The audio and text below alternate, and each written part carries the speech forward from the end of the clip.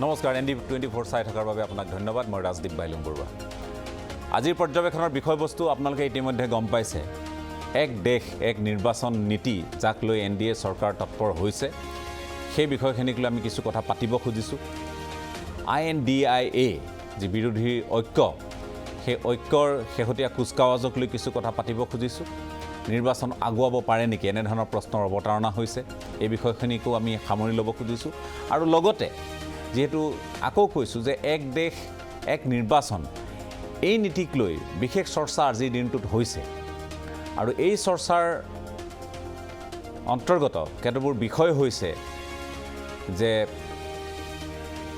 হঠাতে আপোনালোকে সকলোৱে গম পায় বা আচম্বিতে 5 দিনীয়া বিশেষ সংসদৰ অধিৱেশন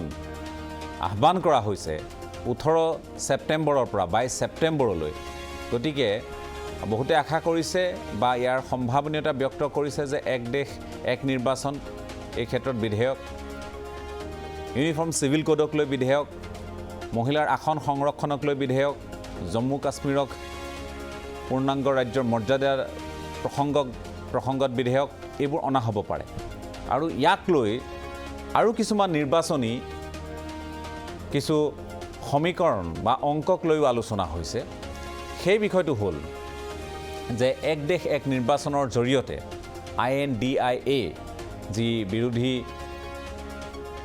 ঐক্যৰ অন্যতম এক মঞ্চ বা শক্তিশালী মঞ্চ হিচাপে তেওঁলোকে গঢ় দিব খুজিছে 28টা দলে আজি অংশগ্ৰহণ কৰিছে মুম্বাইত মাৰাথন মন্থন অব্যাহত আছিল দুদিনীয়া গতিকে তেওঁলোকক অকণমান ব্যতিব্যস্ত কৰা তেওঁলোকক থানবান কৰাৰ কৌশল নেকি এই ধৰণৰ বহু কথা আলোচনাৰ মাজলৈ আহিছে চৰ্চাৰ মাজলৈ আহিছে গতিকে গোটেই বিষয়কেইটা আমি সামৰি ল'বলৈ যত্ন কৰিম আজিৰ পৰ্যবেক্ষণত আমি কেইবাগৰাকীও আলোচকক আজি আমাৰ মাজত পাইছোঁ গতিকে প্ৰথমে চিনাকি কৰি দিব খুজিছোঁ আমাৰ সকলোৰে চিনাকি জ্যেষ্ঠ সাংবাদিক সুশান্ত তালুকদাৰ ডাঙৰীয়া আপোনাক স্বাগতম জনাইছোঁ আমাৰ অনুষ্ঠানৰ মাজলৈ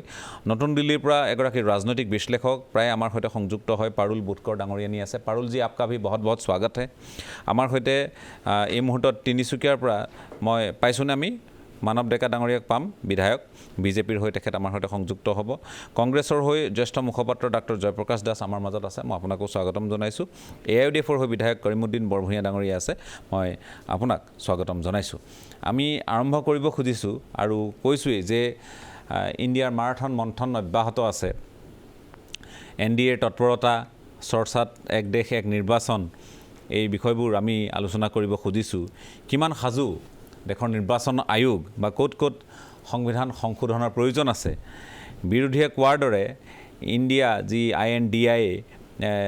মোদীৰ টোপনি সৰিছে নেকি এনেধৰণৰ বিষয়বস্তুবোৰ আমি সামৰি লৈছোঁ এইখিনি কথাৰ ওপৰতে মূলতঃ আলোচনা হ'ব আৰু আজি 28টা দলৰ নেতৃত্বই কি ক'লে প্ৰায় 2-2.5 ঘণ্টাৰ তেওঁলোকৰ সংবাদমেল আছিল এইটো অতি তাৎপৰ্যপূৰ্ণ কোনে কোনে কি ক'লে সেই বিষয়টো অকণমান আমি চুই যাবলৈ যত্ন কৰিম মই প্ৰথমে সুশান্ত তালুকদাৰ ডাঙৰীয়া আপোনাৰ কাষলৈ আহিছোঁ হঠাৎ এই তৎপৰতা যদিও বা কথাখিনি দীৰ্ঘকাল ধৰি আলোচনা হৈ আছিল 2018 চনত যেহেতু এই বিষয়ক লৈ প্ৰতিবেদন দাখিল কৰা হৈছিল যে দেশত এক দেশ এক নিৰ্বাচনী ব্যৱস্থাৰ প্ৰৱৰ্তন হ'ব লাগে আৰু ইয়াৰ জৰিয়তে যথেষ্ট খৰচ কমাব পৰা যাব আৰু সেই সময়ত বিশেষকৈ নিৰ্বাচনৰ সময়ত যি ধৰণে তাত আমি আমাৰ নিৰাপত্তা বাহিনীৰ তাত অংশগ্ৰহণ বা তেওঁলোকক নিৰাপত্তাৰ কাৰণে মোতায়েন কৰা তাৰ লগতে নিৰ্বাচনৰ গোটেই ব্যৱস্থাটোক আমি যি ধৰণে জড়িত কৰোঁ তাতো বাৰম্বাৰ নকৰি এবাৰতে শেষ কৰিব পৰা এটা ব্যৱস্থাৰ কথা কোৱা হৈছে আৰু মোদীয়ে সদনৰ মজিয়াতে কৈছিল প্ৰধানমন্ত্ৰীয়ে যে ইয়াত বিৰোধিতা কৰা বা সমৰ্থন কৰা প্ৰসংগতকৈ ডাঙৰ কথা হৈছে বিষয়টো চৰ্চালৈ কিয় আহিব নালাগে তেওঁ তেনেধৰণে কৈছিল যিমান দূৰ মোৰ মনত পৰে গতিকে এই বিষয়টোলৈ মই আহিব খুজিছোঁ যে হঠাৎ এই তৎপৰতা INDIAৰ অংশগ্ৰহণকাৰী দলসমূহে কোৱাৰ দৰে তেওঁলোকৰ তৎপৰতাই চৰকাৰক বা কেন্দ্ৰক তৎপৰ হ'বলৈ বাধ্য কৰিছে নেকি বা নতুন তেওঁলোকে সূত্ৰ উদ্ভাৱন কৰিবলৈ তেওঁলোকক বাধ্য কৰাইছে নেকি হয় মই ভাবোঁ যে কিছু পৰিমাণে বিৰোধী যি মানে ঐক্য মঞ্চ এটা গঢ় লৈ উঠিছে সেই যে শাসকীয় দলক কিছু পৰিমাণে হ'লেও এটা হলঠেকত পেলাইছে বা এটা মানে প্ৰত্যাহ্বানৰ সৃষ্টি কৰিছে আৰু আগতে যিখন নিৰ্বাচন আছে বিধানসভা নিৰ্বাচন এই নিৰ্বাচন কেন্দ্ৰিক মানুহৰ মাজত যিটো কথা বাৰ্তা বা এই ধৰণৰ যিটো পৰিৱেশ গঢ় লৈ উঠিছে সেই ক্ষেত্ৰত বিজেপি নেতৃত্বাধীন চৰকাৰখনে প্লেন বি প্লেন চি এইবিলাক অপশ্যন তেওঁলোকে চাব লগা হৈছে আৰু মই ভাবোঁ যে এক দেশ এক নিৰ্বাচন এই প্লেন বি ভিতৰতে পৰিছে কাৰণ ইয়াতে তেওঁলোকে হয়তো আশা কৰিছে যে যদি একেলগে নিৰ্বাচন পাতি দিয়া হয় তেতিয়াহ'লে হয়তো মানে নেশ্যনেল যিটো মুড অৰ্থাৎ লোকসভাক লৈ যিবিলাক বিষয় আহিব সেই বিষয়ে অন্ততঃ এই ৰাজ্যকেইখনত বাকীবোৰ বিষয় তল পেলাব আৰু তেতিয়া হয়তো তেওঁলোকৰ শাসন তাত ৰাখিবৰ কাৰণে বা জয় কৰিবৰ কাৰণে ইছ্যু থাকিব কিন্তু কেইটামান বিষয় ইয়াৰ লগত জড়িত মই এই বিষয়ত মই ক'ব বিচাৰিছোঁ যে এটা ল কমিশ্যনৰ ৰিপৰ্টত যেতিয়া 2018ত তেওঁলোকে ড্ৰাফ্ট ৰিপৰ্ট ছাবমিট কৰিছিল আৰু তেওঁলোকে এটা যুক্তি আগবঢ়াইছিল যে এইটোৱে এটা নিৰ্বাচনী ব্যয় কমাব আৰু বাকী যিখিনি আনুষংগিক আপুনি ইতিমধ্যে উল্লেখ কৰিছে তাৰ লজিষ্টিক্স আৰু যিটো এডমিনিষ্ট্ৰেটিভ মানে ইলেকশ্যন নিৰ্বাচন পতাৰ ক্ষেত্ৰত যিবিলাক আমাৰ সুবিধা থাকে কিন্তু আইনগত আৰু সাংবিধানিক নানানটা জটিলতা ইয়াৰ লগত জড়িত হৈ আছে গতিকে তাৰ কাৰণে যিটো সংবিধানৰ যিটো সংশোধন লাগিব সেইটো ইমান সহজ নহয় সেইকাৰণে নহয় তাৰ সেইখিনিলৈ যোৱাৰ আগতে মই ব্যয় মানে কম কৰাৰ ক্ষেত্ৰত বিষয়টো মানে উত্থাপন কৰিব বিচাৰিছোঁ এইটো হ'ল যে যোৱা যিটো 2019ৰ নিৰ্বাচন আছিল চৰকাৰৰ যিটো ব্যয় নিৰ্বাচনৰ সময়ত দুটা ব্যয় থাকে এটা ৰাজনৈতিক দলবিলাকৰ ব্যয় আৰু এটা চৰকাৰৰ নিৰ্বাচন পতাৰ ব্যয় ইয়াৰ যুক্তিটো হৈছে যে আমি চৰকাৰী মানে ব্যয়টো আমি কম কৰিব বিচাৰোঁ ৩,৮৭০ কোটি টকা 2019ৰ এইটো চৰকাৰী ব্যয় হৈছিলে 2019ৰ লোকসভা নিৰ্বাচনৰ সময়ত তাৰ আগত এইটো 1,100 কোটি টকাৰ 11 কোটি টকাৰ আছিলে আৰু তাৰ আগত 1,000 কোটি 2014 চনত এইটো আছিলে যে ক্ৰমাৎ বাঢ়িছে আৰু তাৰ লগে লগে বিভিন্ন ৰাজ্যসমূহৰ যিটো নিৰ্বাচন পতা হয় এই ব্যয়টো কম কৰিব পৰা যাব কিন্তু নিৰ্বাচন আয়োগৰ নিজৰ যিটো হিচাপ তেওঁলোকে কৈছে যে যদি সাইমালটেনিয়াছলি ইলেকশ্যন পাতিব লাগে একেলগে যদি বিধানসভা আৰু লোকসভা নিৰ্বাচন পাতিব লাগে তেতিয়াহ'লে প্ৰায় এতিয়া যিমান 12 লাখ ইভিএম মেচিন আছে 24 লাখ ইভিএম মেচিন দৰকাৰ হ'ব আৰু সেইটো কিনিবৰ কাৰণে তেওঁলোকক প্ৰায় 4,500 কোটি টকা লাগিব আৰু তেওঁলোকে হিচাপ কৰিছে যে 9,820 কোটি টকা এই হিচাপ কিন্তু 2016 চনৰ আছিল যে 9,220 কোটি টকা মানে লাগিব যদি একেলগে নিৰ্বাচন পাতিলে গতিকে তাতে আমাৰ নিৰ্বাচনী ব্যয়টো বাঢ়িল নে কমিব সেইটো আমি নিজে আমাৰ প্ৰশ্ন কৰিব পাৰোঁ আৰু তদুপৰি এই যিবিলাক ইভিএম মেচিন তাৰ লাইফ স্পেনটো মাত্ৰ 15 বছৰ গতিকে 15 বছৰ মূৰত আকৌ এই নতুন ইভিএম কিনিবই লাগিব আৰু আমি যদি কিছুমান ব্যয়ৰ কথা যদি আমি তুলনা কৰি চাওঁ নিৰ্বাচনটো এনেকুৱা এটা ধাৰণা দিব বিচৰা হৈছে ব্যয়ৰ বিষয়টো উত্থাপন কৰি যে এইবিলাক বৰ দৰকাৰী খৰচ নহয় অদৰকাৰী খৰচ কমাব লাগে নিৰ্বাচনটো হৈছে ভোটাৰৰ কাৰণে আটাইতকৈ গুৰুত্বপূৰ্ণ বিষয় কাৰণ নিৰ্বাচনৰ মাজেৰে তেওঁলোকে প্ৰতিনিধি নিৰ্বাচন কৰিবলৈ মানে সুবিধাটো পায় তেওঁলোকৰ মতামত ব্যক্ত কৰাৰ সুবিধাটো পায় আৰু চৰকাৰখন কেনেদৰে চলিব তাৰ ক্ষেত্ৰত তেওঁলোকে মতামত চৰকাৰখনৰ কাম কাজৰ ওপৰত তেওঁলোকৰ মতামত এইটো ভোটাৰ ৰাইজৰ কাৰণে সেইটোৱে নিৰ্বাচনটো গুৰুত্বপূৰ্ণ গতিকে নিৰ্বাচনটো কেতিয়াও আপুনি মানে তাক আন ব্যয়ৰ সৈতে আপুনি তাক তুলনা কৰি এক অদৰকাৰী বুলি আপুনি সেই ধাৰণা এটাত আহিব নোৱাৰে মই উদাহৰণস্বৰূপে কৈছোঁ যে ভাৰত চৰকাৰৰ তেওঁলোকে যিটো লোন লয় মানে বিভিন্ন কাম কাজৰ কাৰণে যিটো লোন লয় লোনৰ ইণ্টাৰেষ্টৰ কাৰণে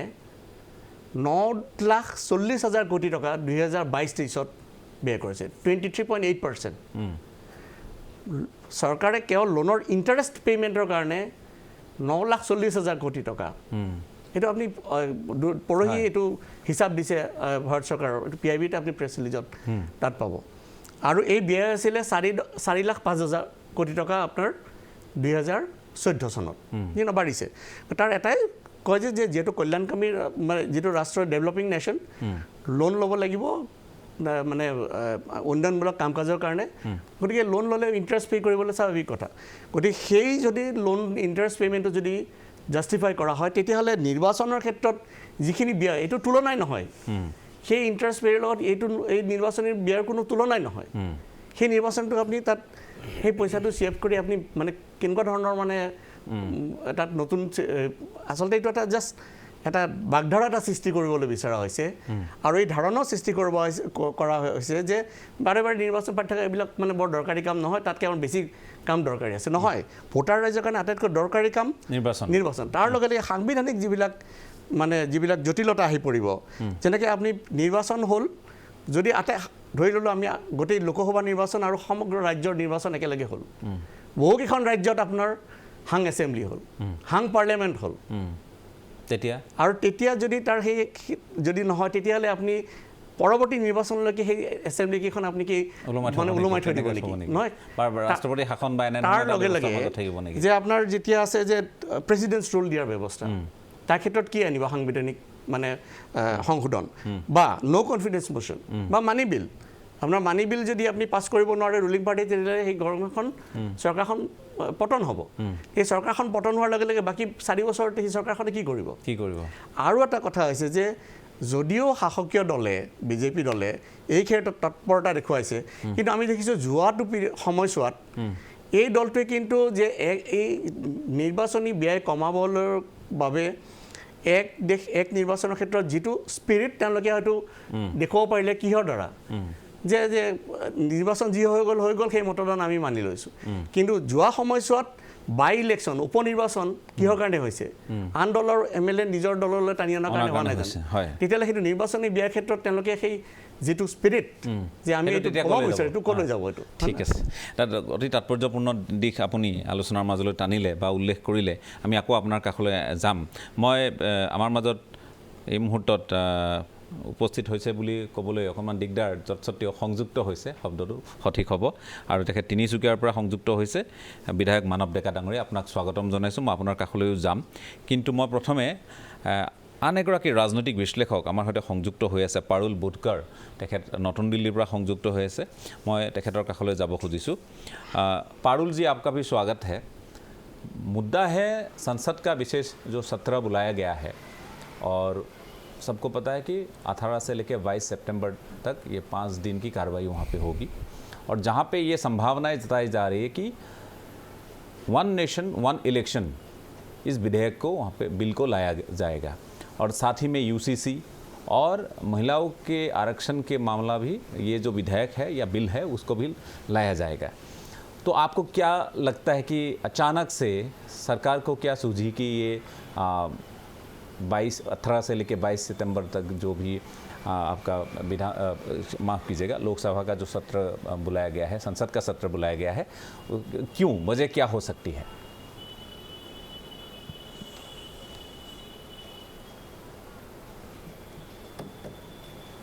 स्पेकुलेशन ही इस वक्त लगाया जा रहा है कि एक राष्ट्र एक चुनाव,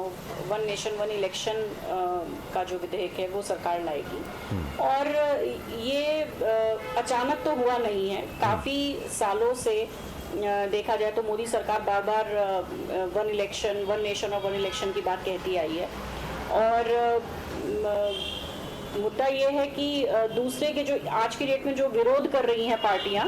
का इतिहास अगर हम देखें तो कहीं ना कहीं कभी ना कभी किसी ना किसी मुद्दे पर उन्होंने भी इसका सपोर्ट किया है। भारत जैसे देश में ये बहुत ज़रूरी है, एक राष्ट्र और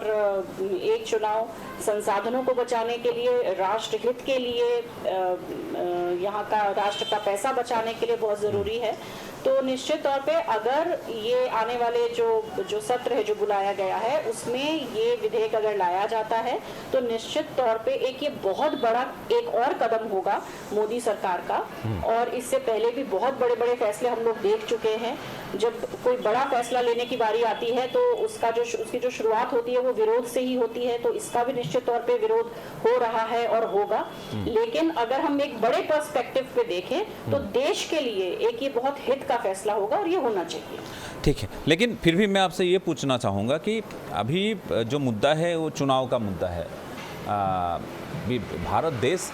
चुनावी मोड पे आ गया है अभी, और असम से लेके आप गुजरात तक कहीं पे भी देख लीजिए, अरुणाचल से लेके गुजरात तक, कश्मीर से लेके तमिलनाडु तक,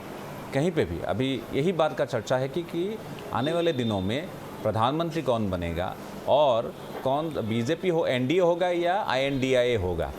इस मामले पे बहुत ज़्यादा चर्चा हो रहा है लोगों के बीच में। मैं आपसे ये जानने की कोशिश करूँगा कि क्योंकि अभी बहुत सारे लोगों का या पॉलिटिकल एनालिस्ट का ये मानना है कि कहीं ना कहीं INDIA बीजेपी की नींद हराम अभी कर रही है, तो ये हो सकता है कि ऐसा कोई मास्टर स्ट्रोक हो सकता है ये एक देश एक चुनाव नीति?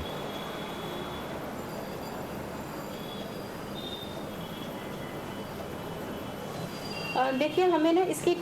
तकनीकी तौर पे भी हमें इसको समझने की आवश्यकता पड़ेगी। अगर अभी ये विधेयक लाया भी जाता है तो ऐसा नहीं होगा कि रातों रात ये लागू हो जाएगा और बहुत जल्दी आने वाले हमें 24 के चुनाव में भी हमें ये देखने को मिल जाएगा। ये बहुत लंबी प्रोसेस होगी ये।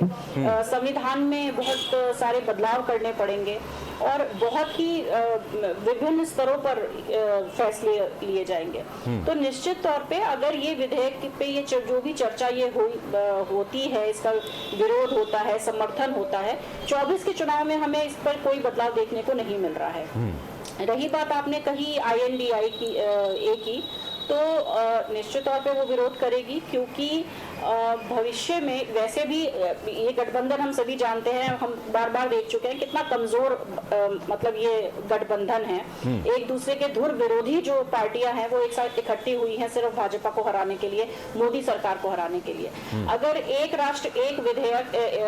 एक राष्ट्र और एक चुनाव ये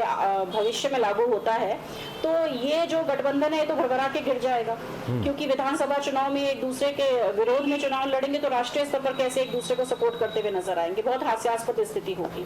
तो निश्चित तौर पे INDIA इसका विरोध तो करेगी ही, क्योंकि उनका अस्तित्व इससे खतरे में पड़ जाएगा। लेकिन ये एक बहुत लंबी प्रोसेस है। अगर ये शुरुआत अभी होती है तो भी इसको कुछ समय, काफी साल लग जाएंगे इसको लागू होने में। ठीक है, मैं पारुल जी फिर से रुख करूँगा आपके पास, लेकिन फिलहाल स्टूडियो में पैनेलिस्ट है, मैं তেওঁলোকৰ কাষলৈ আহিব খুজিছোঁ। আমাৰ বাকী যিসকল ইয়াত অতিথি উপস্থিত আছে, মই আহিব খুজিছোঁ কৰিমুদ্দিন বৰভূঞা ডাঙৰীয়া আপোনাৰ কাষলৈ। গোটেই কথাটো এক দেশ এক নিৰ্বাচন প্ৰথম কথা, দ্বিতীয় কথাটো হ'ল INDIA য'ত আপোনালোক এতিয়ালৈ নাই, গতিকে গোটেই কথাখিনি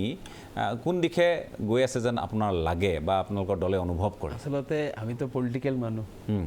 MLA। মই পিছবেলা আপোনাৰ ইয়াত অহাৰ আগতে এইফালে ওলাইছিলোঁ, গণেশগুৰি বজাৰত গৈছিলোঁ। জেনাৰেল পাব্লিকৰ এটা পাৰচেপশ্যন যে বিজেপি আজি পৰাজয় স্বীকাৰ কৰি ল'লে।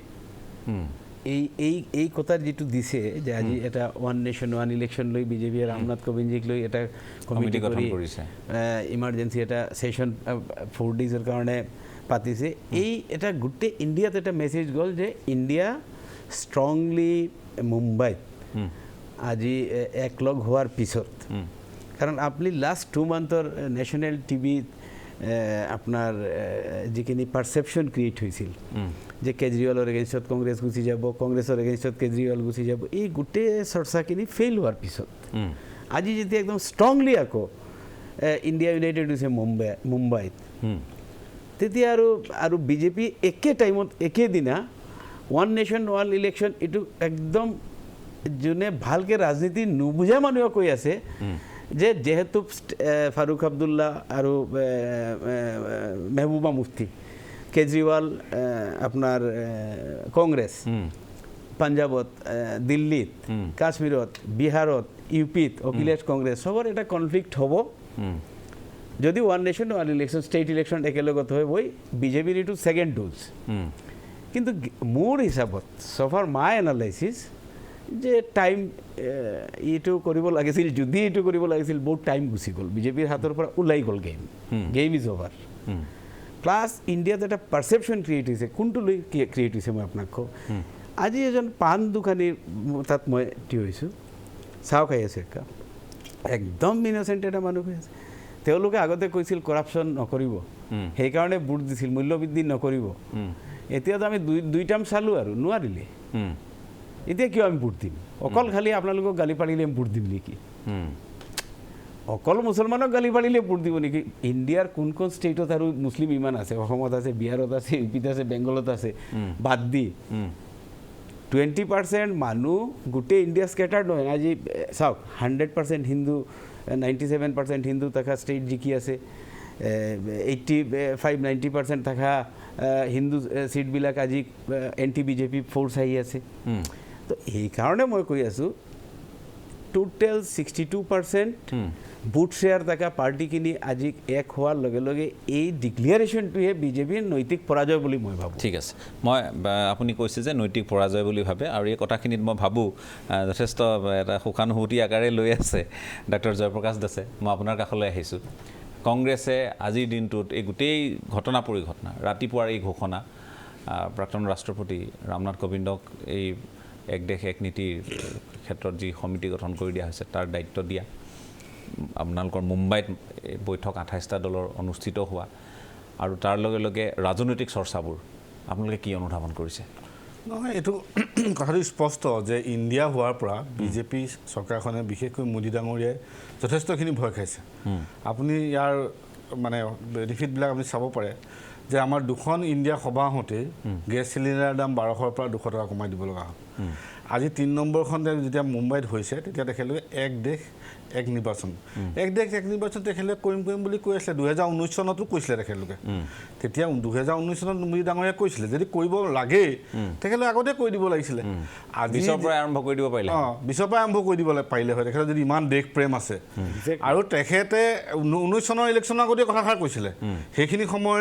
চিফ ইলেকশ্যন কমিছনাৰ সুনীল অৰোৰাই কৈছিলে ল কমিছনৰ ৰিপৰ্টো আছিলে সুনীল অৰোৰাই কৈছিলে যে এইটো পচিবল হয় কিন্তু অল পাৰ্টি কনচেনচাছ লাগিব আৰু এই টাইমটো অকণমান টাইম লাগিব টাইম ইজ এ ফেক্টৰ বুলি কৈছিলে আৰু বিশেষকৈ এক দেশ এক নিৰ্বাচন এইটো ক'ত আছে গোটেই বিশ্বতেতো নাই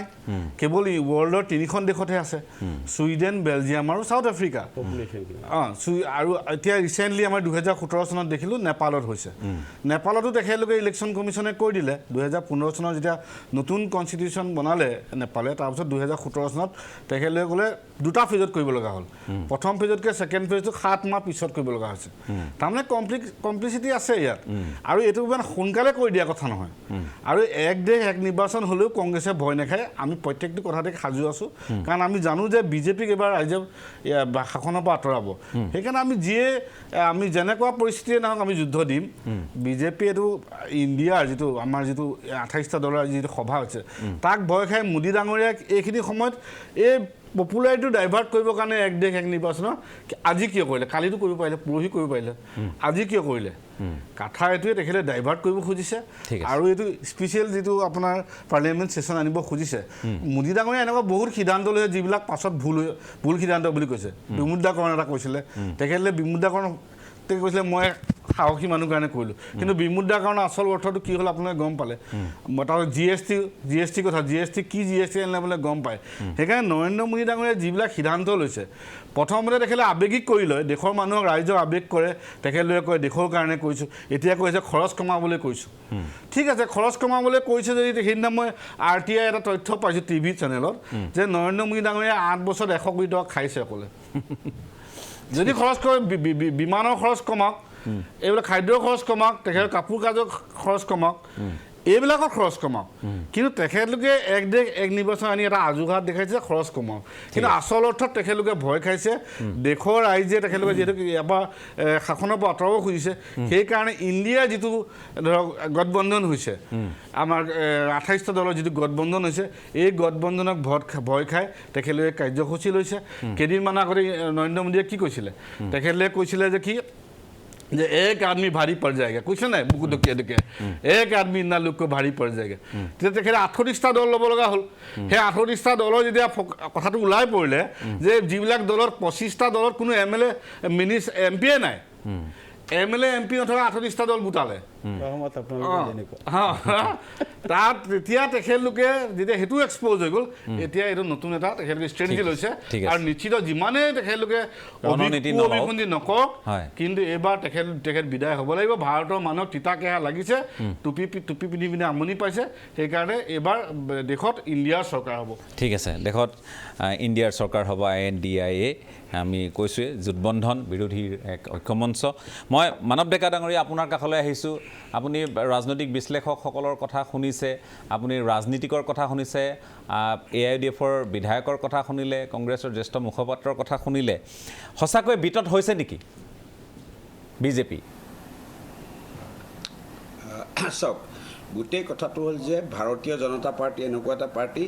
যি দেশৰ স্বাৰ্থত এটা ভোটতো কম্প্ৰমাইজ কৰা দৰকাৰ হ'লে চৰকাৰ হেৰুৱাই পেলাইছে ভাৰতীয় জনতা পাৰ্টিয়ে দেশৰ স্বাৰ্থত কাম কৰে পাৰ্টিৰ পলিটিকেল বেনিফিটৰ কাৰণে কাম নকৰে ওৱান নেশ্যন ওৱান ইলেকশ্যন যেতিয়া কৰিবলৈ যদি যায় আজি এইটো চৰ্চাত আহিছে হোৱা নোহোৱাটো বেলেগ কথা কেনেকুৱা এনেকুৱা সিদ্ধান্ত ল'ব পৰা লিডাৰশ্বিপ ভাৰতীয় জনতা পাৰ্টিৰ বাহিৰে কাৰো নাই আপোনালোকে অকল ফাইনেন্সিয়েল এংগলটো এনালাইচিছ কৰিছে এজন ব্যক্তি মই তেখেতক নাজানো কাৰণ মই কেমেৰাত টিভিত দেখি তেখেত জ্যেষ্ঠ সাংবাদিক সুশান্ত তালুকদাৰ ডাঙৰীয়া এগৰাকী বৰেণ্য সাংবাদিক তেখেত আছে মই আপোনাক দেখা নাই টিভিত আৰু মই সুশান্ত দা বেয়া নাপাব মই দেৰিকৈ জইন কৰিছোঁ আৰু মই কেমেৰাত দেখা নাই এই টিভিত এতিয়া কথাটো হ'ল যে অকল ফাইনেন্সিয়েল এংগুল নহয় আপুনি চাওক ভাৰতবৰ্ষত 10 বাৰমান ইলেকশ্যন হয় 5 বছৰ এই 10 বাৰত প্ৰায় দুমাহ মডেল কোড অফ কণ্ডাক্ট এনেকুৱাবিলাকৰ কাৰণত গোটেই ডেভেলপমেণ্ট ছিষ্টেমটো বন্ধ হৈ যায় যিটোৱে আমাৰ ডেভেলপমেণ্টৰ ক্ষেত্ৰত সাংঘাতিকভাৱে এটা প্ৰভাৱ পেলায় যদি ওৱান নেশ্যন ওৱান ইলেকশ্যন কৰিব পৰা হয় তেতিয়া কেৱল ফাইনেন্সিয়েলিয়ে বেনিফিট নহ'ব আমাৰ ডেভেলপমেণ্টটো অবিৰতভাৱে চলি থাকিব আৰু যিটো প্ৰচেষ্টা নৰেন্দ্ৰ মোদী বা ভাৰতীয় জনতা পাৰ্টিৰ বাহিৰে কোনেও লোৱাৰ সাহস নাই দ্বিতীয়তে মোৰ এটা কথা ভাল লাগিছে যে জে.পি. দাস ডাঙৰীয়া এটা ভাল কথা কৈছে যে ইণ্ডিয়া আৰু কংগ্ৰেছে কাকো ভয় নকৰে সঁচাকৈ ভয় নকৰে তেওঁলোকে কিয় ভয় কৰিব আজি কংগ্ৰেছৰ লিডাৰ চাওক আজি তেওঁলোকে 300 ছিটৰ পৰা 50টালৈ আহিছে তেওঁলোকে ভয় কিয় কৰিব তেওঁলোকে হাৰিবলৈ আজি জে.পি. দাস 2বাৰ ইলেকশ্যন হাৰিছে ভূপেন বৰা 3বাৰ ইলেকশ্যন হাৰিছে ৰাহুল গান্ধী ইউ.পি. ইলেকশ্যন হৈছে কিন্তু হাৰা মানে কিয় ভয় কৰিব কাৰণ হাৰাটো অভ্যাসত পৰিণত হৈছে তেওঁলোকে ইণ্ডিয়া মানে I.N.D.I তাৰমানে ভঙা ইণ্ডিয়াখন ভাগ কৰিব বিচাৰিছে আজি তেওঁলোকে হাপে নেউলে মানে এক জেগাত থিয় হ'ব বিচাৰিছে গৈ কিন্তু জিকিব নৰেন্দ্ৰ মোদীয়ে প্ৰধানমন্ত্ৰী নৰেন্দ্ৰ মোদী এতিয়া ঠিক আছে তেওঁলোককতো আমি গণতান্ত্ৰিক ব্যৱস্থাত একজোট হয় বেলেগকৈ ইলেকশ্যন কৰে আমি বাধা দিব পাৰিম নেকি তেওঁলোকে যদি সভা শুৱনি কৰি ইমানটা দল একলগ হৈ পিনে ইলেকশ্যন খেলিব বিচাৰিছে আমি ৱেলকাম কৰিছোঁ আৰু তেওঁলোকে একেবাৰে ভয় নকৰে কাৰণ ইলেকশ্যন বাৰে আপুনি কংগ্ৰেছৰ প্ৰত্যেকজন লিডাৰ 2বাৰ 3বাৰ ইলেকশ্যন আপুনি জে.পি. দাসে 2বাৰ ইলেকশ্যন হাৰিছে শোচনীয়ভাৱে ভূপেন বৰাই 3বাৰ ইলেকশ্যন হাৰিছে ৰাহুল গান্ধীয়ে ইউপিৰ গতিকে তেওঁক কিয় ভয় কৰিব ইলেকশ্যন হাৰাটো তেওঁলোকৰ অভ্যাসত পৰিণত হৈছে গতিকে তেওঁলোকে কাকো ভয় নকৰে আৰু তেওঁ কৈছে যে 38টা দল আপুনি মনত ৰাখিব যে 38টা দললৈ এলায়েন্স কৰিছে ভাৰতৰ উন্নয়নৰ স্বাৰ্থত ছিট জিকিবলৈ নহয় কাৰণ ভাৰতীয় জনতা পাৰ্টিয়ে অকলেই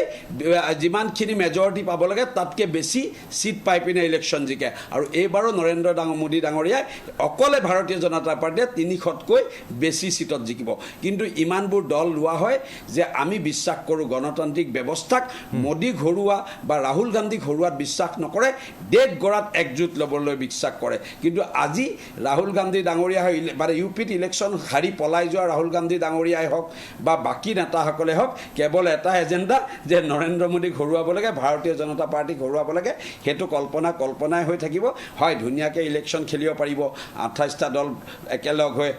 সভা শুৱনি কৰিব পাৰিব প্ৰেছ মিট শুৱনি কৰিব পাৰিব কিন্তু জনসাধাৰণে মোদী ডাঙৰীয়াৰ ওপৰত ইমান আস্থা আছে যে পুনৰ মোদী ডাঙৰীয়াক প্ৰধানমন্ত্ৰী হিচাপে প্ৰতিষ্ঠা কৰিব ঠিক আছে মই আকৌ আপোনালোকৰ কাষলৈ যাম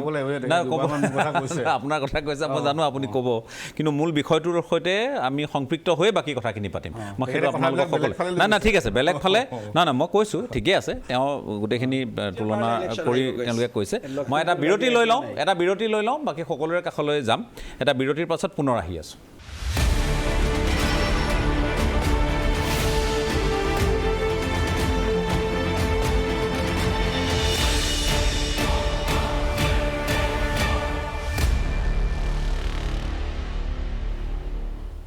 এটা চমু বাণিজ্যিক বিৰতিৰ পাছত আপোনালোকক পুনৰ স্বাগতম আপোনালোকে চাই আছে আজিৰ পৰ্যবেক্ষণ বিষয়বস্তু এক দেশ এক নিৰ্বাচন ইণ্ডিয়াৰ বৈঠক আৰু তেওঁলোকৰ সমিতি গঠন এই কথাখিনিও আছে লগত তাৰ লগে লগে নিৰ্বাচনত এই গোটেই শেহতীয়া যিবোৰ কুচকাৱাজ চলিছে শাসক পক্ষৰ ফালৰ পৰাই হওক বিৰোধীৰ ফালৰ পৰাই হওক এইখিনিয়ে কি প্ৰভাৱ বিস্তাৰ কৰিব সেইখিনি আলোচনা কৰি আছোঁ গতিকে সংক্ষিপ্ত আকাৰত আপোনালোককো আমি অকণমান বুজাবলৈ যত্ন আমি কৰিম বা প্ৰয়াস এটা কৰিম মই ফুল স্ক্ৰীণত কেইখনমান গ্ৰাফিক্স দেখুৱাবলৈ অনুৰোধ জনাম য'ত আমি এই এক দেশ এক নিৰ্বাচন ব্যৱস্থাটোৰ সন্দৰ্ভত কিছু ধাৰণা দিবলৈ আমি এটা প্ৰয়াস কৰিম বিধি আয়োগৰ যি সংবিধান সংশোধনৰ পৰামৰ্শ কি আছিল বা এই ক্ষেত্ৰত কেনেধৰণৰ কথা হ'ব পাৰে মই তিনিটা বিকল্পৰ প্ৰসংগলৈ লৈ যাব খুজিছোঁ আপোনালোকক সংবিধান সংশোধনৰ পৰামৰ্শ কিয় যে এক দেশ এক নিৰ্বাচনৰ বাবে কোনো ৰাজ্যত বিধানসভাৰ কাৰ্যকাল বৃদ্ধিৰ বিপৰীতে কোনো ৰাজ্যত কাৰ্যকাল হ্ৰাস কৰিব লাগিব এইটো সঁচা সংবিধানৰ অনুচ্ছেদ 83 অনুসৰি লোকসভাৰ কাৰ্যকাল 5 বছৰ এয়া আমি সকলোৱে জানো আনহাতে অনুচ্ছেদ 83(2) অনুসৰি মাত্ৰ এবছৰৰ বাবে লোকসভাৰ কাৰ্যকাল কিন্তু বঢ়াব পাৰে ৰাষ্ট্ৰপতিয়ে সেইটো এটা ব্যৱস্থা আছে সংবিধানৰ অনুচ্ছেদ 85 সময়তকৈ আগতে লোকসভা ভংগৰ অধিকাৰ ৰাষ্ট্ৰপতিকহে দিয়া হৈছে অনুচ্ছেদ 172 অনুসৰি বিধানসভাৰ কাৰ্যকাল 5 বছৰ কিন্তু অনুচ্ছেদ 83(2) অনুসৰি বিধানসভাৰ কাৰ্যকালো এবছৰ বঢ়াব পাৰি অনুচ্ছেদ 174ত বিধানসভা ভংগৰ অধিকাৰ ৰাজ্যপালক দিয়া হৈছে অনুচ্ছেদ 356 অনুসৰি ৰাজ্যপালৰ অনুৰোধত কোনো ৰাজ্যত প্ৰৱৰ্তন হ'ব পাৰে ৰাষ্ট্ৰপতিৰ শাসন এই কথাখিনি আমি আপোনালোকক এই আপাহতে জনাই থৈছোঁ এতিয়া বিকল্প কি হ'ব পাৰে এক দেশ এক নিৰ্বাচন এই ব্যৱস্থাটো বাৰু বলবৎ হ'লেই বাৰু কাৰ্যকৰী হ'লেই ধৰি লওক মই কথাষাৰ কৈছোঁ বা আমি জনাবলৈ অকণমান প্ৰয়াস কৰিম ইয়াৰ লগতে যে বিকল্প কি হ'ব পাৰে প্ৰথম বিকল্প মই বিকল্পখিনি দেখুৱাবলৈ অনুৰোধ জনাইছোঁ প্ৰথম বিকল্প হ'ল যে কোনো ৰাজ্যৰ বিধানসভা সময়তকৈ পূৰ্বে ভংগ আৰু কোনো ৰাজ্যৰ চৰকাৰৰ কাৰ্যকাল বৃদ্ধিৰে একেলগে নিৰ্বাচন অনুষ্ঠিত কৰিব পৰা যায় দ্বিতীয় বিকল্প দুটা পৰ্যায়ত নিৰ্বাচন প্ৰথম পৰ্যায়ত লোকসভাৰ লগতে কেইখনমান ৰাজ্যৰ একেলগে নিৰ্বাচন অনুষ্ঠিত কৰি পৰৱৰ্তী পৰ্যায়ত অৱশিষ্ট ৰাজ্যকেইখনৰ একেলগে নিৰ্বাচন অনুষ্ঠিত কৰিব পৰা যায় তৃতীয় বিকল্প হ'ল যে বিধি আয়োগৰ পৰামৰ্শ অনুসৰি একেলগে নিৰ্বাচন সম্ভৱ নহ'লে বছৰটোত চৰকাৰৰ কাৰ্যকাল শেষ হোৱা সকলো ৰাজ্যৰ একেলগে নিৰ্বাচন গতিকে তিনিটা বিকল্প আছে কিন্তু এইবোৰলৈ যথেষ্ট সময় লাগিব যিটো আমি চৰ্চাও কৰিছোঁ আৰু পাৰুল বুটকৰ ডাঙৰীয়ানীয়েও কৈছে সেইখিনি কথা আৰু বিৰতিলৈ যোৱাৰ মাজভাগত আমি অনানুষ্ঠানিকভাৱে বা অফ স্ক্ৰীন কিছু কথাও পাতিছোঁ সেইখিনি সুশান্ত তালুকদাৰ ডাঙৰীয়া মই আপোনাৰ কাষলৈ আকৌ আহিছোঁ বহুকেইটা বিকল্প আছে আৰু কিন্তু কথা হ'ল যে এইখিনি কাৰ্যকৰী হ'বলৈ সময় লাগিব ইমান সহজতে এইবোৰ কথা হোৱা কথা নহয় কিন্তু এই সংসদৰ যে আমি 5 দিনীয়া অধিৱেশন আচম্বিতে অনুষ্ঠিত কৰাৰ কথাটো যে ঘোষণা কৰা হ'ল যিটোক লৈ বিজেপি বা NDA চৰকাৰ কিছু তেওঁলোকে আগ্ৰাসী এটা নীতি গ্ৰহণ কৰা পৰিলক্ষিত হৈছে বা ইয়াক লৈ চৰ্চা হৈছে ইয়াৰ আঁৰত আৰু কি থাকিব পাৰে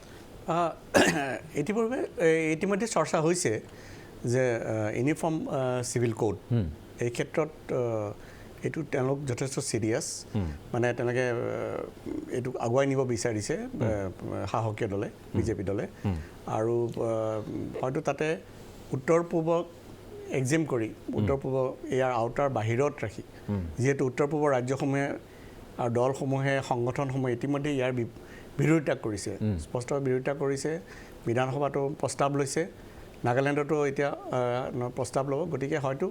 উত্তৰ পূবক বাদ দি কাৰণ এই ইউনিফৰ্ম চিভিল কোডে বিজেপি দলৰ যিটো তেওঁলোকৰ ধৰ্ম বা এই মানে এক দেশ এক নীতি এই যিটো পলিচি মানে তেওঁলোকে লৈছে প্ৰিন্সিপল তেওঁলোকে মানে তেওঁলোকৰ যিটো হিন্দু ৰাষ্ট্ৰৰ কথা কয় সেই হিন্দু ৰাষ্ট্ৰৰ যিটো তেওঁলোকৰ স্বপ্ন সেইটোক আগুৱাই নিয়াৰ ক্ষেত্ৰত আৰু সেই ধৰণে মানুহ জনসাধাৰণক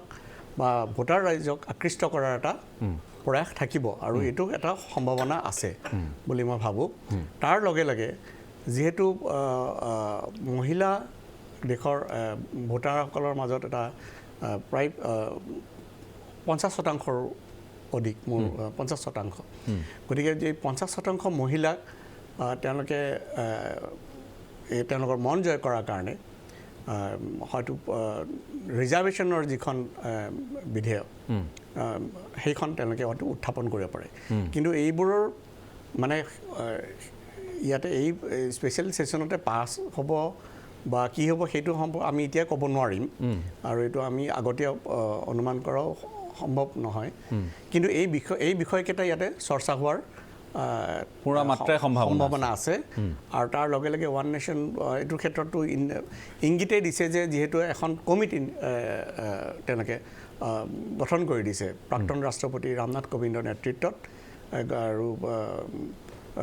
কেইবাজনকো সদস্য কৰি এইটো কমিটি তেওঁলোকে গঠন কৰি দিছে গতিকে ইয়াৰো চৰ্চা হোৱাৰ এই পুৰা মাত্ৰাই সম্ভাৱনা আছে তাৰ লগে লগে কিছুমান দিশ হয়তো তেওঁলোকে এইটো বিবেচনা কৰিব পাৰে যে এটা বিৰোধী দলৰ মাজত এটা তেওঁলোকে এইটো শংকা মানে তেওঁলোকে বিশেষকৈ মমতা বেনাৰ্জী নীতিশ কুমাৰ তেওঁলোকে এই মানে ৰাজহুৱাভাৱে এই শংকা প্ৰকাশ কৰিছে যে নিৰ্বাচন হয়তো আগতীয়া হ'ব পাৰে গতিকে নিৰ্বাচন আগতীয়া হ'লে তাৰ কাৰণে যিটো যিখিনি আমাৰ বাজেটৰ যিখিনি ধন ব্যয় কৰাৰ ক্ষেত্ৰত সংসদৰ যিটো অনুমোদন লাগিব সেই অনুমোদনৰ হয়তো কিছুমান কাম এই 5 দিনীয়া কাৰণ এই ছেশ্যনটো কেৱল এদিনীয়া বা দুদিনীয়া এটা বিষয়লৈ নহয় GST-টো আছিলে একমাত্ৰ GST বিষয়টোলৈ আৰু এনেকুৱা স্পেচিয়েল ছেশ্যন আৰু হোৱা নাই গতিকে স্পেচিয়েল ছেশ্যনটো দুইটা সদনৰ কিন্তু পূৰ্ণ মানে আমি এটা কথা ক'বই লাগিব যে বিজেপি মানে তেওঁলোকক এই ছাৰপ্ৰাইজ যিটো শব্দ মই প্ৰয়োগ কৰিব খুজিম ছাৰপ্ৰাইজ দিয়াৰ কাৰণে তেওঁলোকৰ দিয়াৰ ক্ষেত্ৰত তেওঁলোকৰ এটা নাম আছে বিশেষ গতিকে এই এনেধৰণৰ এটা ছাৰপ্ৰাইজ হয়তো কিবা তেওঁলোকে আনিব পাৰে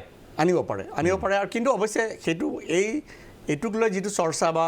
মানে পূৰ্বানুমান মানে যিটো আমাৰ আমি যিটো ধাৰণা কৰাটো সেইটো যেতিয়া বিজনেছ এডভাইচাৰী কমিটিৰ মিটিং হ'ব তাৰ লগে লগে এইটোৰ মানে অৱসান ঘটিব কাৰণ তেতিয়াতো তাৰ মানে যিটো এজেণ্ডা সেইটো এজেণ্ডা ৰাজহুৱা হৈ যাব সেইটো এই 2-3 দিন হয়তো মানুহৰ মাজত এইটো বিষয়ে চৰ্চা চলিব কিন্তু আমি ভাবোঁ যে এই বিষয়কেইটা উত্থাপন হোৱাৰ সম্ভাৱনা আছে আৰু তাৰ বাহিৰে যদি যি আছে তেতিয়াহ'লে আমি পৰৱৰ্তী সময়ত গম পাম ঠিক আছে বেলেগ যদি বিষয় থাকে ঠিক আছে মই আকৌ আহিম মই এই মুহূৰ্তত আৰু এটা বাণিজ্যিক বিৰতি ল'ব খুজিছোঁ সেইটো সময়ো হৈছে আৰু তাৰপিছত পাৰুল বুটকৰৰ কাষলৈ যাম আৰু বাকী আমাৰ ৰাজনীতিক 3গৰাকী আছে 3গৰাকীৰ কাষলৈ একাধিক্ৰমে যাম কিন্তু এটা বিৰতি তাৰ পূৰ্বে লৈ লৈছোঁ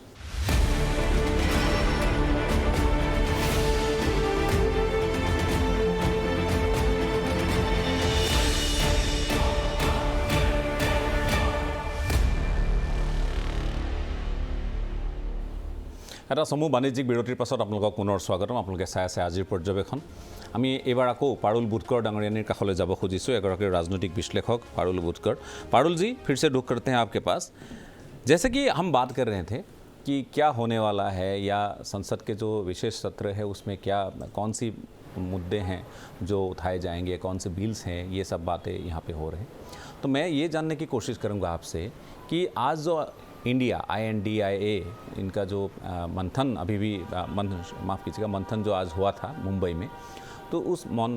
मंथन के दौरान ऐसी बहुत सारी बातें हुई हैं जो मीडिया में भी सामने आया है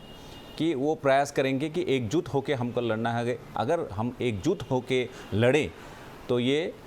बीजेपी के लिए नामुमकिन होगा 24 के चुनाव में जीतना ये कहाँ तक आपको लगता है कि कारगर साबित होगा हालांकि बातें हो रही है 1 नेशन 1 इलेक्शन ये सब तो है ही मुद्दे लेकिन फिर भी आपको क्या लगता है कि जो यहाँ पे तकरीबन 28 दलों की जो आज मंथन हुआ है बैठक हुआ है उसके बाद इनकी जो घोषणा है मीडिया के सामने क्या लगता है आपको कितने कॉन्फिडेंट हो सकते हैं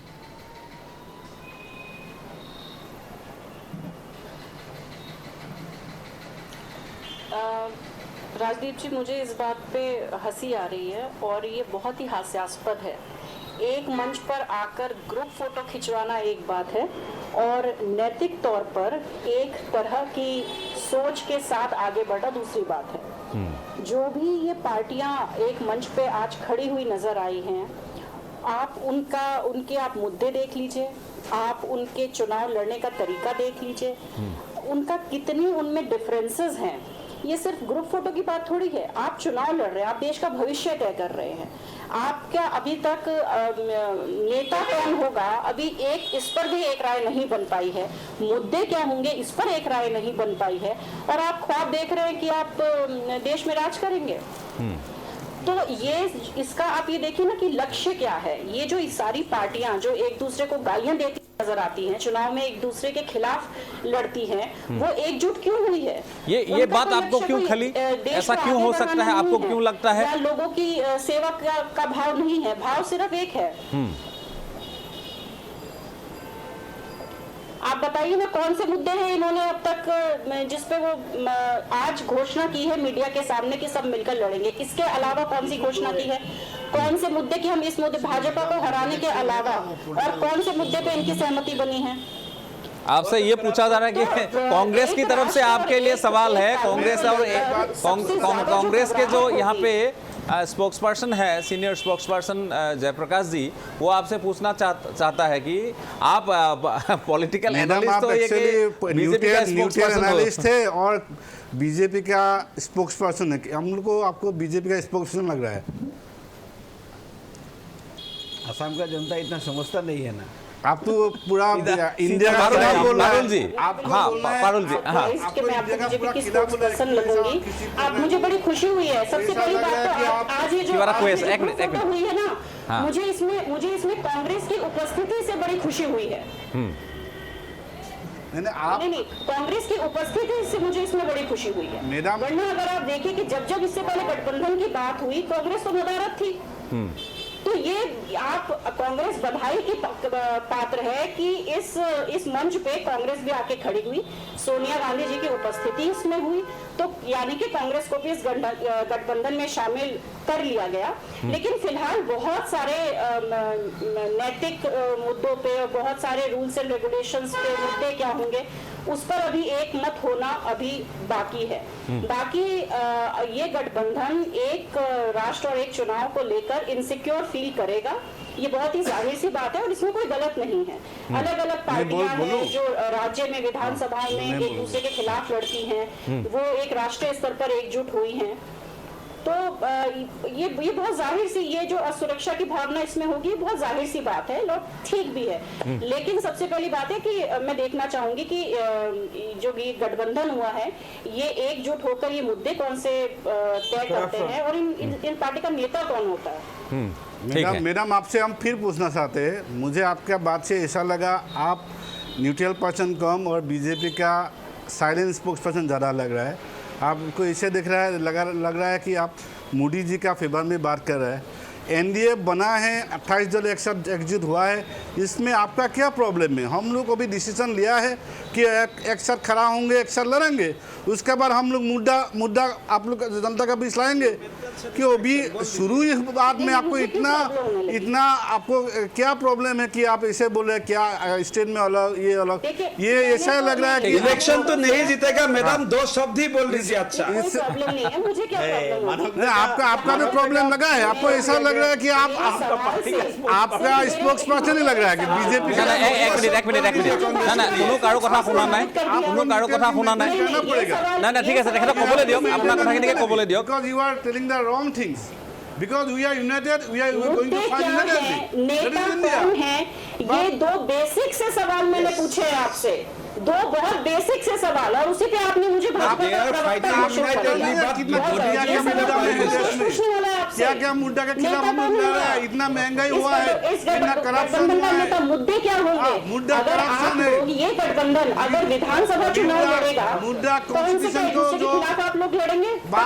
ঠিক আছে না ঠিক আছে এক মিনিট না আহি আছো। मैम आप न्यूट्रलिटी मेंटेन कीजिएगा, आगे बढ़िए, लेकिन ऐसा किसी पार्टी का स्पोक्स पर्सन की तरफ बात मत कीजिए। आपको तो पूरा आसाम देख रहा है, ऐसा लग रहा है आप न्यूट्रल कम ज़्यादा बीजेपी का स्पोक्स জেপি দাস বুজা নাই। এতিয়া যদি ৰ'ব যদি মেচখন যদি খেলখন ব্ৰাজিল আৰু নেপালৰ মাজত হয়, মানুহে ক'ব যে নিউট্ৰেল ক'ব নে ব্ৰাজিল? मैंने 2 बहुत बेसिक से सवाल पूछे हैं और मैं आपको बताऊं, भाजपा का प्रवक्ता कभी आपसे ये 2 सवाल नहीं पूछेगा कि नेता कौन है, मुद्दे क्या है। नेता कौन है हम लोग डिसीजन लेंगे। भाजपा का विधायक है, भाजपा का विधायक है आज मेरे स्टूडियो में, भाजपा का विधायक है अभी। नेता राहुल जी है, नेता अरविंद जी है, नेता ममता जी है, नेता नीतीश कुमार जी है, नेता भारत का जनता है। आपका क्या प्रॉब्लम है इसमें? ঠিক আছে না না আমি আমার ঠিক है प्रधानमंत्री भारत का लोग डिसीजन लेगा, मंत्री बनेंगे, भारत का जनता डिसीजन लेगा प्रधानमंत्री कौन बनेगा और कौन हम लोग का इंडिया का प्रधानमंत्री होगा। आने वाला टाइम में आपको पता चल जाएगा। ठीक है पारुल जी ठीक है, फिर से मीटिंग भी हुआ है, एआईयूडीएफ का विधायक भी है। मैं ৰাজদীপ যদি খেলখন হয় ব্ৰাজিল আৰু নেপালৰ মাজত, তেতিয়া নিউট্ৰেলিটি ক'ত থাকিব? মানুহে ক'ব ব্ৰাজিল জিকিব বুলি, সেইটো তেওঁ নিউট্ৰেলিটি কথা ক'লে কৈছে আমলোক নেতা ৰাহুল গান্ধী। যোৱাবাৰ আমি ইলেকশ্যন মানে কাৰ কথা কৈ আছে? ইলেকশ্যন ইলেকশ্যন হৰা ৰাহুল গান্ধীৰ কথা কৈ থকা নাই জানো যোৱাবাৰ কংগ্ৰেছৰ সভাপতি হিচাপে আমেথিত ইলেকশ্যন হাৰি বিশেষ সম্প্ৰদায়ৰ ভোট থকা কেৰালাত গৈ ইলেকশ্যন খেলা ৰাহুল গান্ধীৰ নেতাৰ কথা কৈ থকা নাই জানো অসমৰ মাননীয় মুখ্যমন্ত্ৰী হিমন্ত বিশ্ব শৰ্মা ইলেকশ্যন হাৰা নাছিলে নেকি সৰ্বানন্দ সোণোৱাল ইলেকশ্যন হাৰিছে হাৰিছে বিজেপি গভৰ্ণমেণ্ট হৈছে অসমত বিজেপি গভৰ্ণমেণ্ট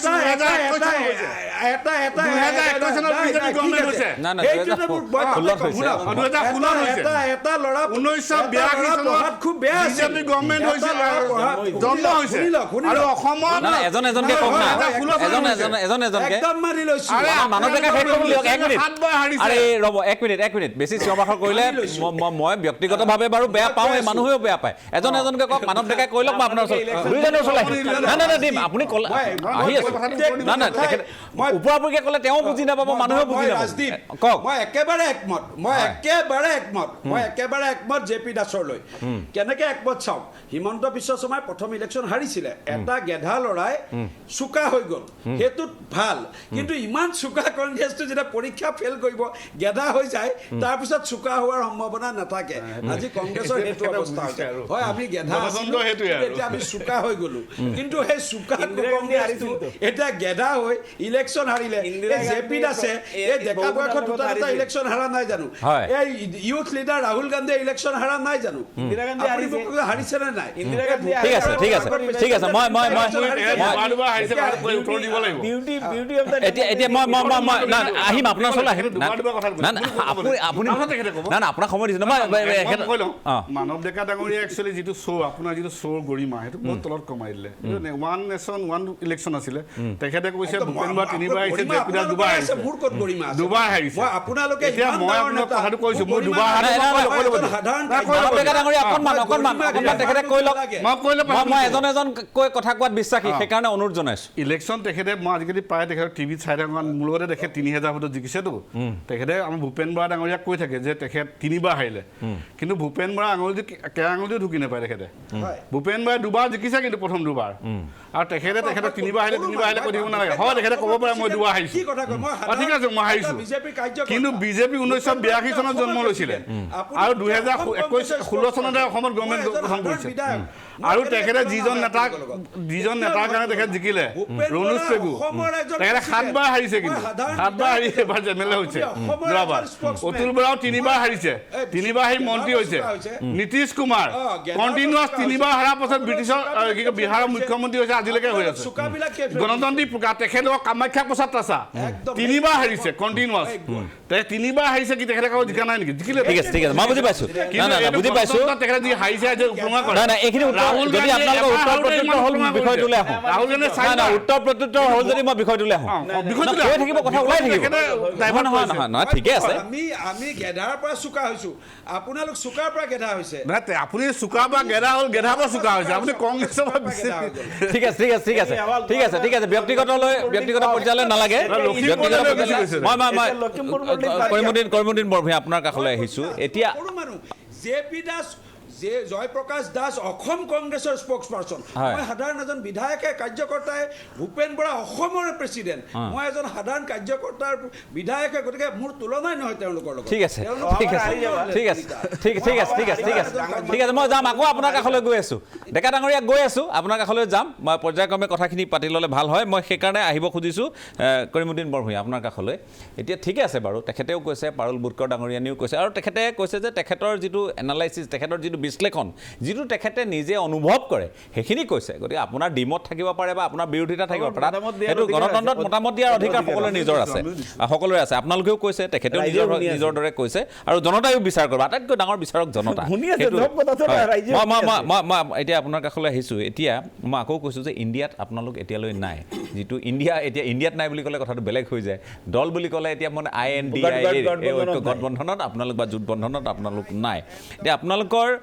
পৰৱৰ্তী স্থিতি কি হ'ব নে আপোনালোক কাষ চাপিবলৈ যত্ন কৰিছে আৰু সঁচাই আপোনালোকে বিজেপি বিৰোধী যি মিছিল বা যেনেধৰণে আজি সাজু হৈছে ঐক্যমঞ্চ সাজু হৈছে তাত আপোনালোকৰ যোগদান থাকিব অংশগ্ৰহণ থাকিব বা বাহিৰৰ পৰা হ'লেও সমৰ্থন থাকিব কাৰণ বিজেপিক ঘটোৱাব লাগে আপোনালোকৰ কথাবোৰ তেনেকৈ আমি অনুমান কৰোঁ কিন্তু নে মৌনভাৱে বিজেপিৰ সহায়ক হোৱাকৈ আপোনালোকৰ ভূমিকা হ'ব? নাই, আপুনি বস্তুটোতো ট্ৰেক ৰেকৰ্ড চাব লাগিব। 2009ত ফাৰ্ষ্ট আমাৰ এজন MP হৈছে, 14ত আমাৰ 3জন হৈছে, আকৌ এতিয়া এজন আছে। প্ৰথম যিদিনা আজমল চাহাব জিকিছে তেতিয়া কংগ্ৰেছৰ লগত যুঁজি পাৰ্টি জন্ম হৈছে।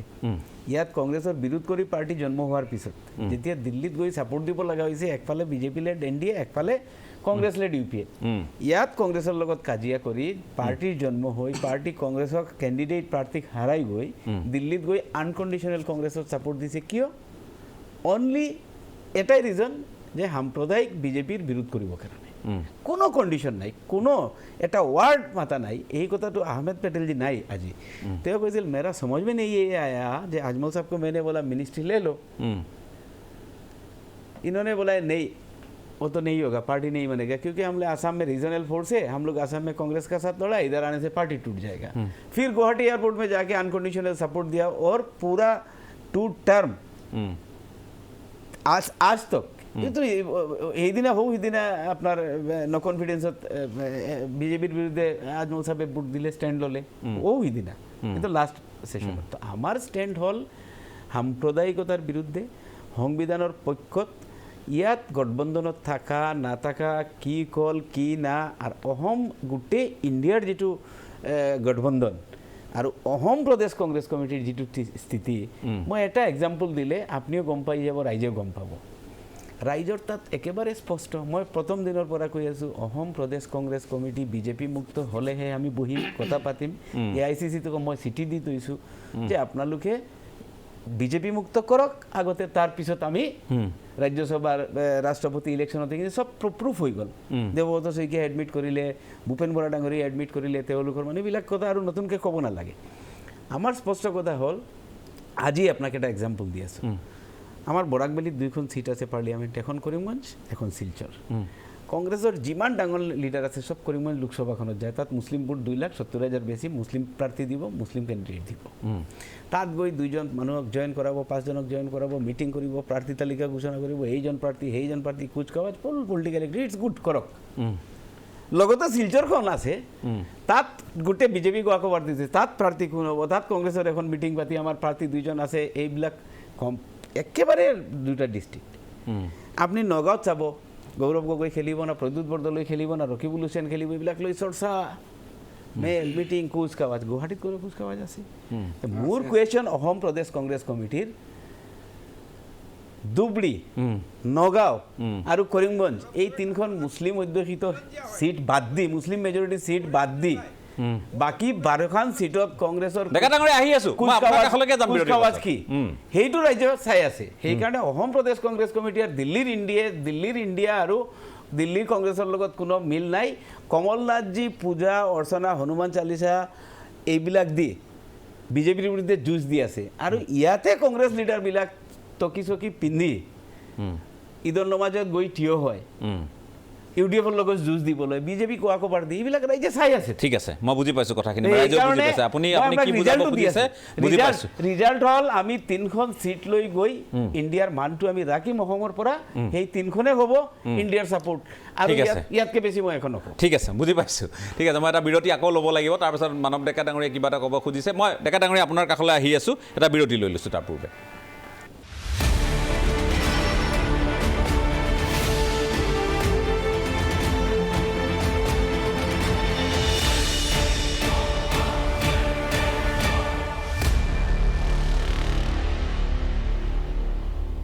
এটা চমু বাণিজ্যিক বিৰতিৰ পাছত পুনৰ স্বাগতম। আমি শেষ অংশলৈ উভতি আহিছোঁ, সময় একেবাৰে কম। মই মানৱ ডেকা ডাঙৰীয়া সংক্ষেপে আপোনাৰ পৰা এই কথাটোৱে জানিবলৈ যত্ন কৰিম, কাৰণ এতিয়া ইয়াৰ পৰা কোৱা হ'ল যে কংগ্ৰেছৰ ৰণনীতি সন্দৰ্ভত কোৱা হ'ল, কংগ্ৰেছৰ উদ্দেশ্য সন্দৰ্ভতো কথাখিনি ক'লে কৰিমুদ্দিন বৰভূঞা ডাঙৰীয়াই অতি স্পষ্টভাৱে নক'লেও বুজাই কৈছেই, যিখিনি বুজিব লাগে আৰু বুজাই বুজিছে। গতিকে কথাটো হ'ল, তাৰ মাজতে কপিল চিব্বালে অতি গুৰুত্বপূৰ্ণ এটা মন্তব্য কৰিছে, যদি এইবাৰ মোদীক হৰুৱাব নোৱাৰোঁ আমি, দেশে যদি মোদীক প্ৰধানমন্ত্ৰীৰ আসনৰ পৰা তেওঁক বা সেই আসনখনৰ পৰা যদি তেওঁ বা সেই গাদীখনৰ পৰা যদি তেওঁক আঁতৰাব নোৱাৰে, তেন্তে হ'লে পৰৱৰ্তী সময়ত আৰু নিৰ্বাচন অনুষ্ঠিত নহ'বও পাৰে, এই পৰ্যায়লৈ কৈছে। গতিকে দেশে এই কথাবোৰ কেনেধৰণে ল'ব সেইটোৰ ওপৰতে নিৰ্ভৰ কৰিব পৰৱৰ্তী গোটেই সময় বা আমি দেখিবলগীয়া ৰাজনৈতিক কুচকাৱাজবোৰ। আপুনি কি ক'ব খুজিব শেষত? চাওক, কপিল চিব্বল ডাঙৰীয়া কেতিয়া গণতান্ত্ৰিক ব্যৱস্থাত বিশ্বাস কৰা দলৰ সদস্য নাছিল। তেওঁ পৰিয়ালকেন্দ্ৰিক দল কংগ্ৰেছৰ সদস্য আছিল আৰু এতিয়া পৰিয়ালকেন্দ্ৰিক দল সমাজবাদী দলৰ সদস্য। গতিকে তেওঁৰ মুখত তেনেকুৱা কথা আহিব, কিন্তু ভাৰতীয় জনতা পাৰ্টি গণতান্ত্ৰিক ব্যৱস্থাত বিশ্বাস কৰা দল। গতিকে গণতন্ত্ৰ কেৱল ভাৰতীয় জনতা পাৰ্টি আৰু নৰেন্দ্ৰ মোদীৰ হাততে সুৰক্ষিত।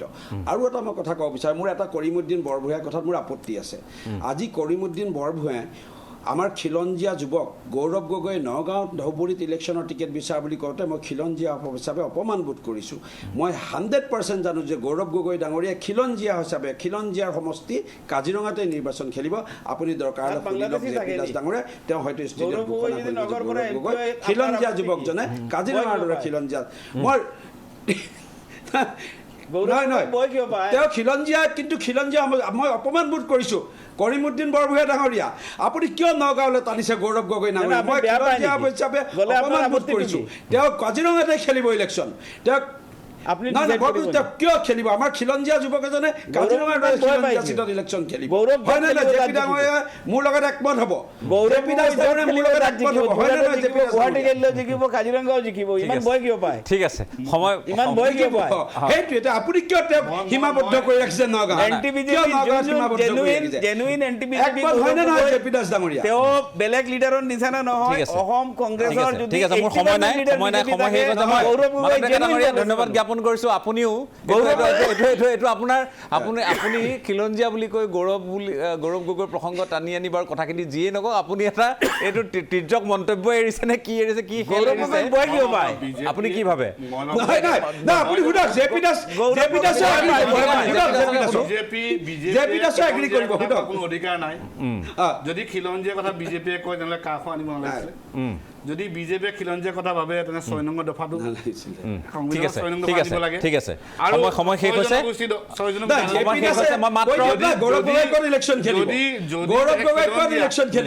আমি আমি ৰ'ব লাগিব, এইটো আমি ৰ'ব লাগিব। মানৱ ডেকা ডাঙৰীয়া এইটোলৈ ৰ'ব লাগিব, অপেক্ষা কৰিব লাগিব। আমি আপুনিও দেখিব, ময়ো দেখিম, জে পি দাসে দেখিব, সুশান্ত তালুকদাৰ ডাঙৰীয়া দেখিব। সুশান্ত তালুকদাৰ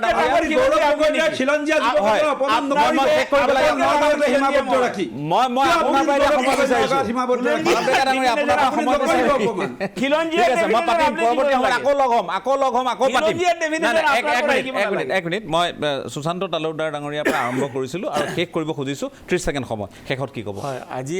আমি যিটো বিৰোধী দলৰ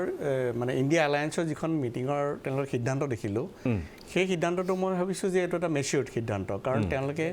এটা অল ইকুৱেল মানে আটাইকেইজন সংযোজক যে তেওঁলোকে আজি যে কনভেনৰ নিদিলে, ইয়াৰ লগে লগে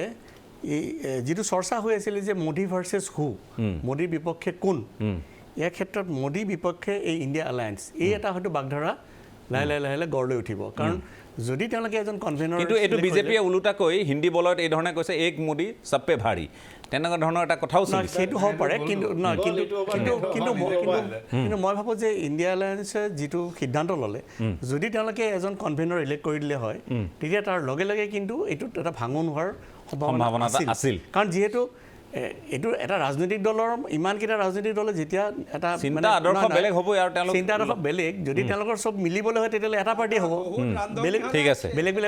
পাৰ্টিটো নহয়। ঠিক আছে, বহুত ৰান্ধনি হৈছে, ৰান্ধনি বেছি হৈছে বুলি ৰান্ধনি হ'লে খানাটো বেয়া হৈ যাব। ঠিক আছে, ধন্যবাদ সকলোকে, ধন্যবাদ জ্ঞাপন কৰিছোঁ। মই পাৰুলজীক ইতিমধ্যে তেখেতক বিদায় দিছোঁৱেই, কাৰণ মই আকৌ যাবলৈ তেখেতৰ কাষলৈ সময় নাপালোঁহেঁতেন। তেখেতক ইতিমধ্যে বিদায় দিছোঁ আৰু মই ধন্যবাদ জ্ঞাপন কৰিছোঁ মানৱ ডেকা, ডাক্তৰ জয়প্ৰকাশ দাস, কৰিমুদ্দিন বৰভূঞা ডাঙৰীয়া আৰু সুশান্ত তালুকদাৰ ডাঙৰীয়া। আপোনালোকে মূল্যৱান সময় দিলে, নিজা যিখিনি চিন্তা মতামত দৰ্শকৰ আগত দাঙি ধৰিছে। আকৌ কৈছোঁ, এই ধৰণৰ ধাৰাবাহিক আলোচনা হ'ব, এনে বহু আলোচনা হ'ব। আজিৰ আলোচনাটোৰ প্ৰাসংগিক আছিল, ইয়াৰ গুৰুত্ব আছিল আৰু গুৰুত্ব থাকিবও। মই পুনৰবাৰ সকলোকে ধন্যবাদ জ্ঞাপন কৰি আজিৰ পৰ্যবেক্ষণৰ পৰা বিদায় লৈছোঁ। ধন্যবাদ।